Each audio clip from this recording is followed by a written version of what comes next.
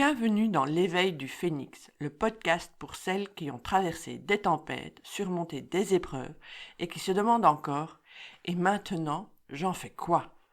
Ici, on parle transformation, résilience et renaissance, parce que comprendre son passé, c'est une chose, mais le transformer en une vie vibrante, alignée et pleine de sens, c'en est une autre.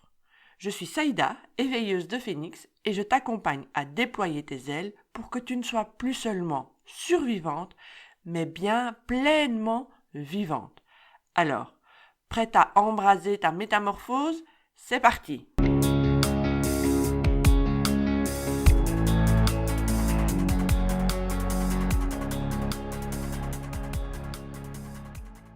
Aujourd'hui, nous avons un petit complément à l'épisode 0.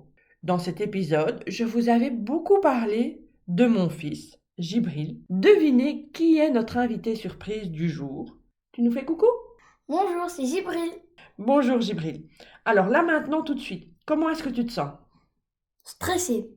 Beaucoup stressé, un peu? Ça va encore. Ça va encore, top.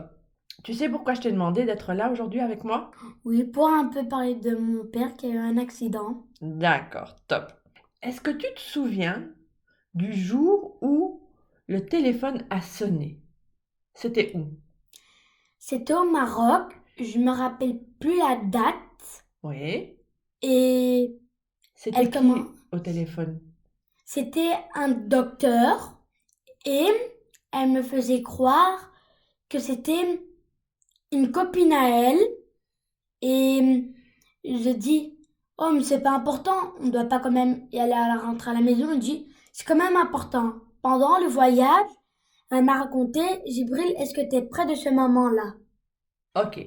Donc oui, comme je vous l'avais dit, je ne savais pas trop quoi raconter à Djibril, donc je lui avais dit que c'était une amie qui n'était pas bien, qui était rentrée à l'hôpital et il fallait qu'on rentre en urgence. Pendant le vol, il ne m'a pas posé trop de questions. Une ou deux fois, il m'a dit «Maman, est-ce que c'est quelqu'un que je connais?» etc. Mais voilà, il n'en savait pas plus.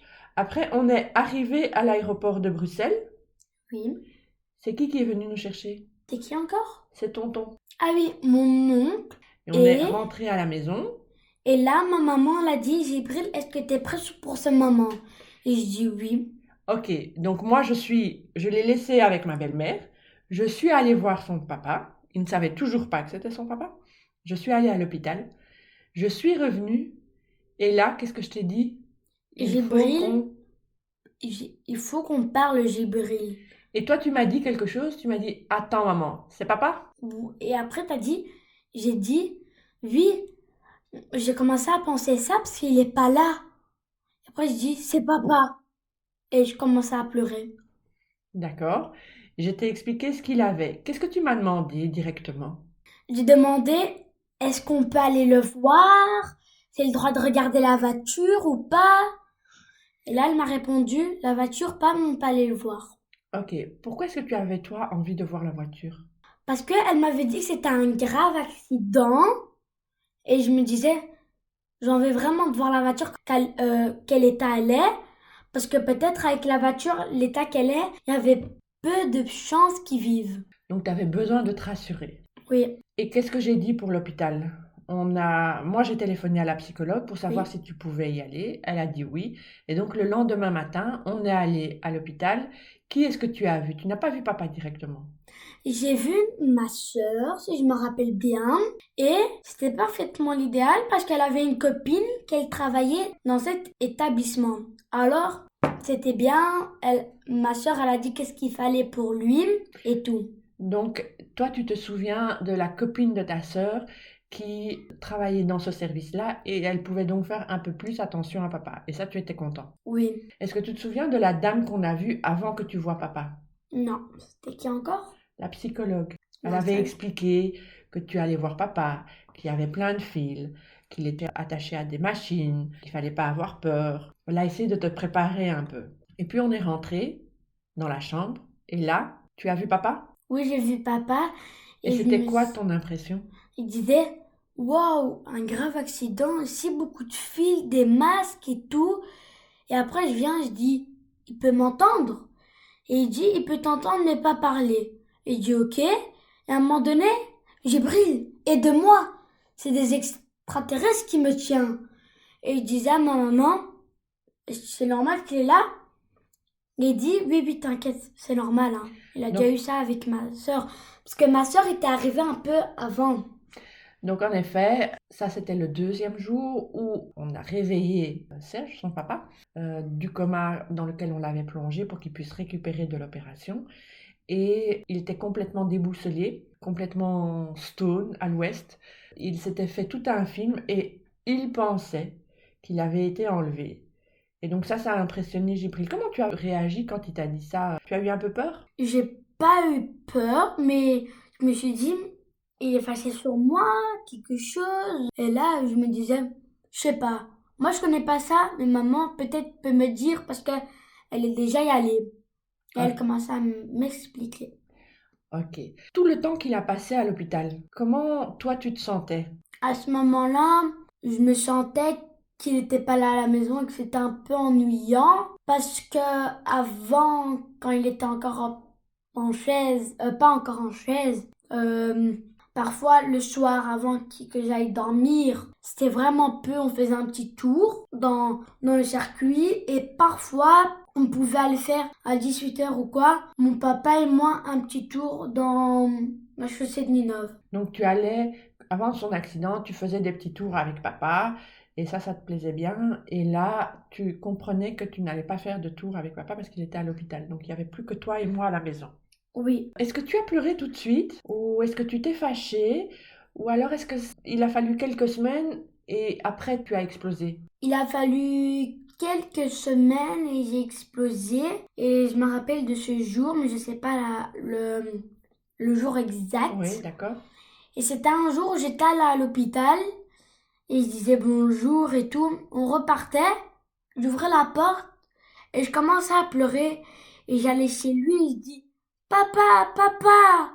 Et après, je voulais rester avec lui. Et après, voilà. Après, le docteur nous a dit que papa n'allait plus marcher. Et là, j'ai dit, ok, merci de prévenir. Et là, j'ai dit à la maison, mais mon Dieu, non, on ne peut plus faire les tours, on ne peut plus jouer ensemble, on ne peut plus aller dans la piscine et tout. On peut plus aller au foot, tu m'as dit aussi. On ne peut plus aller au foot, pas, on peut plus aller quand c'est Noël, aller quelque part. C'était difficile, parce que là, après, un an après, je crois, il a eu une chaise et c'était difficile pour lui pour aller chez Noël ou quoi. Mhm. Tu te souviens aussi du jour où papa voulait, c'était encore au tout début, quand il était dans la chambre et que il avait envie de quitter l'hôpital et toi tu lui as dit, papa, qu'est-ce que tu veux? Et là, il a dit, si je me rappelle bien, il a dit un gros mot, j'ai pas envie de trop le dire. Oui. J'ai le droit de le dire, maman, Non, ou pas? non. Ok, j'ai pas le droit de le dire. Et j'ai prévenu direct ma maman. Et ma maman a réagi. Ça, quand même, il faut pas dire à ton petit enfant, hein, c'est pas bien. Et tu te souviens qu'à un moment donné, tu t'es énervé contre lui en disant, papa, qu'est-ce que tu veux toi maintenant? Est-ce que tu veux guérir ou pas? Oui, j'ai dit ça. Tu veux guérir ou quoi? Il a dit oui, mais je veux juste partir. C'est ça que je veux. Et alors, qu'est-ce que tu lui as répondu quand il t'a dit, oui, je veux guérir? Et toi, tu lui as dit, alors, tu dois... Tu dois faire des efforts quand peut-être, et là j'ai eu la réponse qu'il allait plus marcher, il faut que tu donnes un fond pour essayer de marcher chaque jour et tout, essayer d'aller en chaise, mettre tes pieds par terre et tout. Tu dois écouter ce que le médecin te dit. C'est Oui. ça? Et après ça, on allait dans Erasme, je crois, et là il y avait genre un médecin spécial où il disait qu'est-ce qu'il devait faire. Il a dit 3, 4 fois par semaine, tu dois être en chaise. Et là, il commençait à parler un peu, il était encore un peu ça va encore, c'était pas la forme idéale. Il disait oui, oui, oui, il était un peu fatigué. Et après, il était toujours à l'hôpital parce qu'on n'avait pas encore le lit. Et à l'hôpital, on l'aidait pour se mettre en chaise et tout, mais pas directement. D'abord, il fallait un peu, le médecin devait un peu aider. Qu'est-ce que tu as dit à l'école quand tu es rentrée à l'école? Parce que c'était les vacances quand il a eu son accident, puis tu es rentrée à l'école. Tu as voulu expliquer à tes copains ce qui s'était passé. Comment ils ont réagi? Je les ai prévenus et ils ont réagi. Il y avait beaucoup de copains, ils disaient ah, force à toi, hein. Ils disaient un peu comme des adultes, force à toi, mec. Ah, ils disaient merci. Et il dit occupe-toi bien hein, de lui. Et j'ai dit oui, oui, c'est le cas que je fais déjà maintenant. Et après, il dit tu veux un peu jouer avec nous pour oublier ça? Et je disais oui, oui, oui. Parce que c'était encore des amis bien. Comment ça s'est passé au fur et à mesure, l'école? Est-ce qu'à un moment donné, c'est devenu plus difficile, plus compliqué? Quand il était à la maison, quand il était encore à la maison, et c'était école, là ça se passait pas super bien. Il disait, euh, il disait contre moi, c'est toujours moi ma faute et tout. Donc, il y avait beaucoup de tensions et beaucoup de problèmes avec tes copains à l'école. Oui, Parce qu'on disait tout le temps que c'était toi le responsable. Et toi, tout ce que tu voulais, c'était pouvoir jouer et oublier un peu. C'est ça? oui.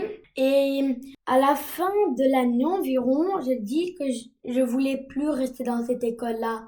Mhm. Mais je commençais à hésiter. J'ai encore des amis, j'ai des bons amis qui disent pas ça à la UF et tout. Mais on a quand même changé d'école. Tu te souviens quand papa est revenu à la maison pour toujours? Quand il a quitté l'hôpital et qu'il est revenu à la maison? Oui, Comment tu t'es sentie ce jour-là? je me suis sentie, j'espère bien qu'on va faire des grands trucs ensemble. Mais qu'est-ce que c'était un peu embêtant, c'est qu'il devait aller bientôt chaque mois, ou bientôt 2, 3 mois, à l'hôpital parce qu'il avait des problèmes. Donc tu avais hâte qu'il revienne, mais tu te rendais compte qu'on n'allait pas pouvoir faire beaucoup de choses avec lui, ou en tout cas c'est l'impression que tu avais. Oui, Et il tombait souvent malade, il devait aller à l'hôpital. Il faisait beaucoup d'infections, il devait aller à l'hôpital, donc c'était compliqué. oui. Aujourd'hui, on est presque 1 an et demi, attends, 1 an, 2 ans. 2 ans, pardon, 2 ans déjà. Ouais.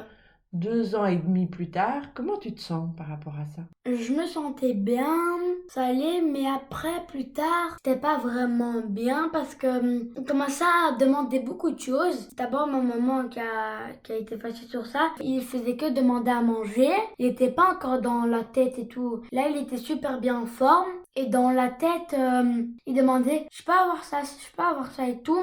Et ma maman, elle se levait en soufflant. Parce que chaque minute, pour moi, ça embêtait. Et parfois, moi, il me demandait encore par exemple, des Scottex pour faire le nez et tout. Donc en fait, ce qui t'embête aujourd'hui, c'était que papa a besoin de nous. Il nous demande tout le temps quelque chose. Et que oui, effectivement, vous voyez, hein, c'est du direct, c'est de l'enregistrement, c'est spontané. Et il dit que je soufflais, que par moments j'étais fatiguée, que j'en avais assez. Et il le voyait, lui le voyait, Jibril le voyait. Et donc il a commencé à se rebeller contre son papa. Il a commencé à en avoir marre, à en avoir assez. C'est ça mon cœur?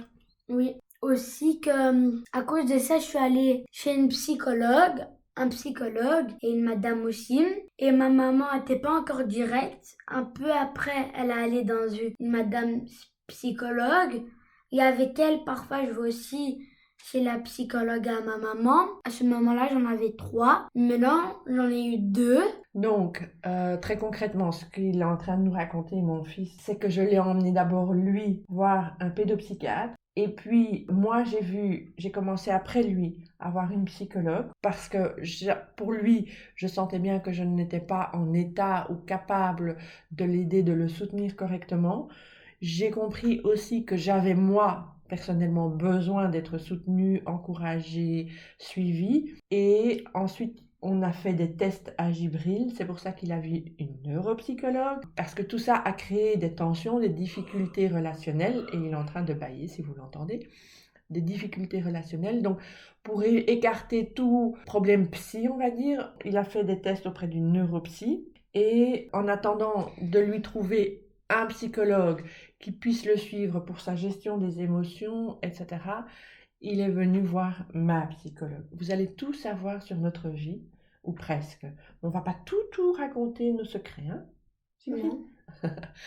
Et donc, qu'est-ce que la dernière fois, tu as été très dure. Bon, ça, est-ce que tu as envie de raconter ce que tu as dit à papa, ce que tu pensais de papa? Ou juste Je veux dire, bien que tu le dises pas parce que moi, Il a eu des mots très durs, on n'avait pas compris. En fait, Jibril était dans un état tel que, et je vous avoue que pour une maman, entendre ça, c'est pas facile, mais puisqu'il me dit que je peux vous le raconter, vous le partager, je le fais. Il me disait, maman, je pense parfois à prendre un couteau et à me le mettre dans le ventre. Voilà. Donc, un blanc. On en a discuté avec le pédopsie. Il s'avère que, comme il ne peut pas faire disparaître son papa, parce que beaucoup de colère contenue envers son père, par rapport à son attitude, à son comportement, etc., à ses questions constantes, à ses demandes constantes. Il a retourné cette colère contre lui. Je vous rassure, il ne l'a jamais fait, il n'a jamais pris de couteau, mais c'est des idées qui lui passaient par la tête. C'était plus facile donc de se faire disparaître que de faire disparaître son père. Et là, il a été clair avec le pédopsie. Tout ce qu'il veut de son papa, c'est quoi C'est qu'il se mette en chaise quasiment toute la semaine, s'il le sait. Donc il se met en chaise tous les jours. Pourquoi est-ce qu'il ne le faisait pas? Et là, c'est moi qui essaye d'arrondir les angles, mais au final, Jibril a raison. Ces infections répétées demandaient qu'il prenne des antibiotiques. Ces antibiotiques le cassaient complètement au niveau de son énergie, et donc il n'avait plus la force de se mettre en chaise. Mais il est entré dans un cercle vicieux. On peut dire que c'est Jibril qui a été ferme dans sa demande envers son père. Il lui a dit, écoute, moi j'en ai marre, je veux que tu te mettes en chaise tous les jours, que tu fasses cet effort-là. Voilà. Qu'est-ce que tu as envie de dire, Jibril, aux enfants qui vivent des difficultés comme ça? Est-ce que tu as envie de leur dire quelque chose ou pas encore? Oui, je veux dire quelque chose. C'est à ces enfants-là, tous les enfants au monde, je veux dire, courage à eux, ça va être difficile. Ceux-là qui ont déjà eu ça, ben, faites tout le possible parce qu'avec le mien, avec mon papa, ça marche. Il fait tout son possible avec lui. Et encore une fois, courage à les enfants qui ont déjà eu ça, qui ont vécu ça, et de bien prendre soin de leur grand-père, leur grand-mère, son oncle, sa mère ou son père, s'il les voit. Quand tu dis prendre soin de son grand-père, etc., la famille, c'est important, c'est ça? La famille, c'est le plus important, tout avant tout ça. Mais des mamans et des papas, ils disent, si c'est l'enfant, par exemple, le grand-père est malade et le fils est super malade. Et j'ai dit, une question à ma maman, tu préfères sauver ton grand-père, ton père à la falaise qui tombe ou ton fils qui tombe dans la falaise? Et ma maman a dit, bien sûr, l'enfant avant tout. Pourquoi l'enfant avant tout? Parce que le grand-père a déjà vécu longtemps. Et le fils, le petit, a pas vécu longtemps.